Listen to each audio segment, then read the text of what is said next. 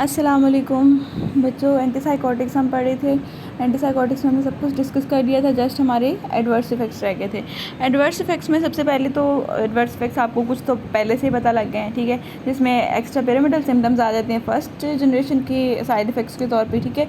दूसरे आपको adverse effect पता चल गया कि सेकंड जनरेशन की वजह से आपके पास कौन कौन से हो रहे थे, मेटाबॉलिक सिंड्रोम्स हो रहे थे जिसमें डायबिटीज़ और ये सारा कुछ हो रहा था, ठीक है, ये भी साइड इफेक्ट हो गया। क्लोज़ापिन का आपको पता लग गया कि बोन मैरो सप्रेशन और ए ग्रैनुलोसाइटोसिस वो सारा कुछ करा रही थी, ठीक है, वो भी साइड इफ़ेक्ट्स ही हैं। उसके अलावा जो कि कोलिनर्जिक्स पे एक्ट करती हैं वो एंटीकोलिनर्जिक साइड इफ़ेक्ट्स डेवलप करती हैं, तो वो भी साइड इफ़ेक्ट्स बन जाते हैं, ठीक है।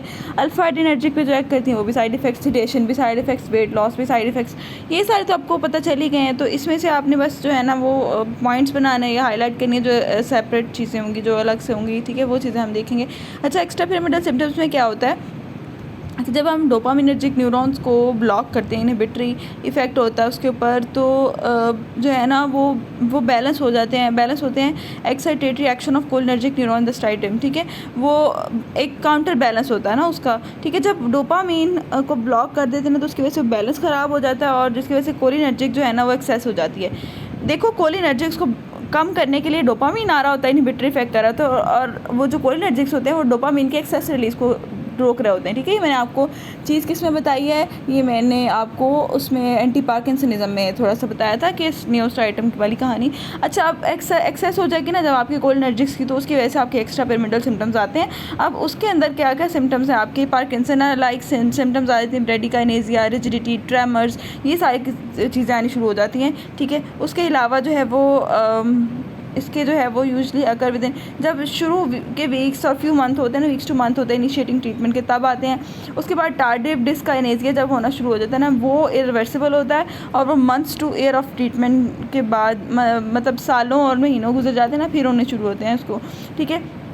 उसके अलावा अगर उन्होंने कहा कि कोलिनर्जिक एक्टिविटी भी ब्लॉक कर दी जाए, न्यू मोर नियरली नॉर्मल बैलेंस जो होता है वो रिस्टोर हो जाता है, तो उसकी वजह से एक्स्ट्रा पिरामिडल सिम्टम्स जो है वो मिनिमाइज़ किए जा सकते हैं। अब हमारे मतलब इसमें कहानी क्या हुई थी, डोपामिनर्जिक न्यूरॉन्स जो है वो उनका एक्शन ब्लॉक हो गया था, ठीक है, जिसकी वजह से कोलिनर्जिक ज़्यादा हो गए थे। अगर हम कोलिनर्जिक्स को भी ब्लॉक कर देते हैं उस लेवल पे, तो कोलिनर्जिक के रिसेप्टर्स को ब्लॉक कर देते हैं, तो वो एक काउंटर बैलेंस हो जाएगा, ठीक है, तो उसकी वजह से सिम्टम्स कम हो जाएंगे। अब वो कौन सी चीज़ हम दे सकते हैं, हम इस केस में एंटीकोलिनर्जिक ड्रग दे सकते हैं जिसमें बेंजट्रोपिन आपकी आ जाती है, ठीक है, और ये आपके सिम्टम्स को, ईपीएस के सिम्टम्स को कम कर सकती है। एडवर्स इफेक्ट्स जो है ना मस्कुलिन रिसेप्टर ब्लॉकेट से कम हो जाते हैं, ठीक है। अच्छा, उसके बाद जो है ना एकाइथीसिया मे रिस्पॉन्ड बेटर टू, अच्छा, एकाइथीसिया को ट्रीट करने के लिए हम बीटा ब्लॉकर्स दे सकते हैं, ठीक है, और बेंजोडाइज़ेपिन्स दे सकते हैं, ठीक है। ये दोनों चीज़ें हम एकाइथीसिया को ट्रीट करने के लिए दे सकते हैं। उसके बाद हमारे पास आता है टार्डिव डिस्काइनेसिया।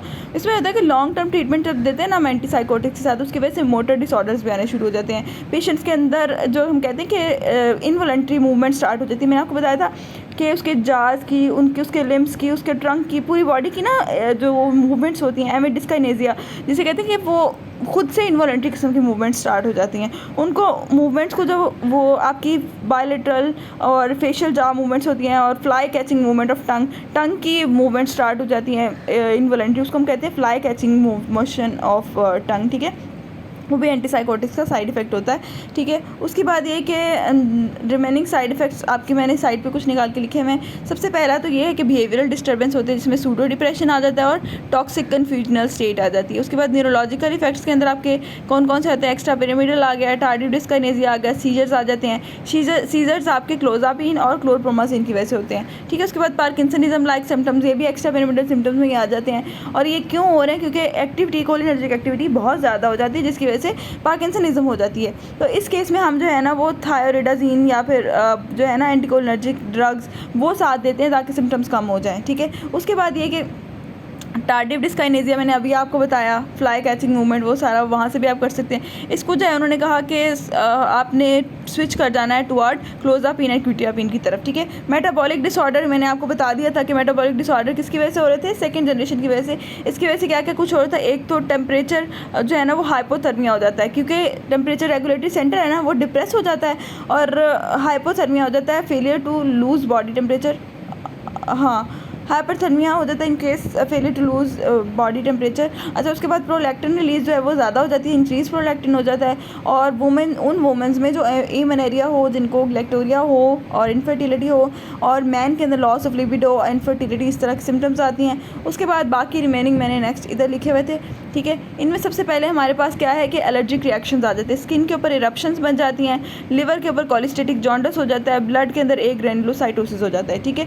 उसके बाद ये मोस्टली एलर्जिक रिएक्शंस जो है ना वो अगर क्लोज़ापिन के साथ भी होते हैं। और क्लोज़ापिन का एक और इफेक्ट भी है कि फीटल के अंदर जब एलर्जिक रिएक्शंस होंगे तो वो रिवर्सिबल होंगे, जो फेटल होंगे बट रिवर्सिबल हैं। और उसके अलावा वीकली उन्होंने कहा कि CBC करवाना पड़ता है ऐसा बंदा जो क्लोज़ापिन ले रहा है, क्योंकि फर्स्ट 6 मंथ, पहले 6 महीने के लिए, और उसके बाद आफ्टर 3 वीक्स आपने करवाना है, ठीक है। हर हफ्ते कराना है, 6 महीनों तक आपने हर हफ्ते कराना है, और उसके बाद नेक्स्ट कंटिन्यू करेंगे हर 3 हफ्ते के बाद, ठीक है। उसके बाद देखिए ऑकुलर कॉम्प्लिकेशंस भी इसकी आ जाती हैं। ऑकुलर कॉम्प्लिकेशंस में क्या होता है, क्लोरप्रोमाज़िन की वजह से मोस्टली होती है, जिसके अंदर जो है ना वो ड्रग जो है वो डिपॉजिट होना शुरू हो जाती है आपकी कॉर्निया और लेंस के ऊपर, ठीक है। रेटिनल डिपॉजिट्स होना शुरू हो जाते हैं आपके थायराइड इनके ऊपर, ठीक है, जिसकी वजह से क्या होता है, ब्राउनिंग ऑफ विजन स्टार्ट हो जाती है।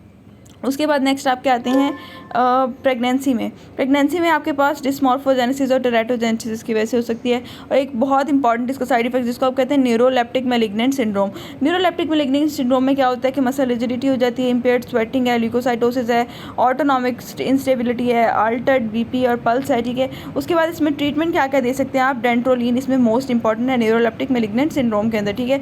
उसके अलावा डायज़ेपाम भी दे सकते हैं, डोपामिन भी दे सकते हैं, ब्रोमोक्रिप्टिन भी दे सकते हैं, और सबसे इंपॉर्टेंट इसमें डेंट्रोलिन है, ठीक है। अच्छा, ये सारी आपकी जो है ना वो आपकी जो टॉपिक है वो कंप्लीट हो जाता है। Thank you so much.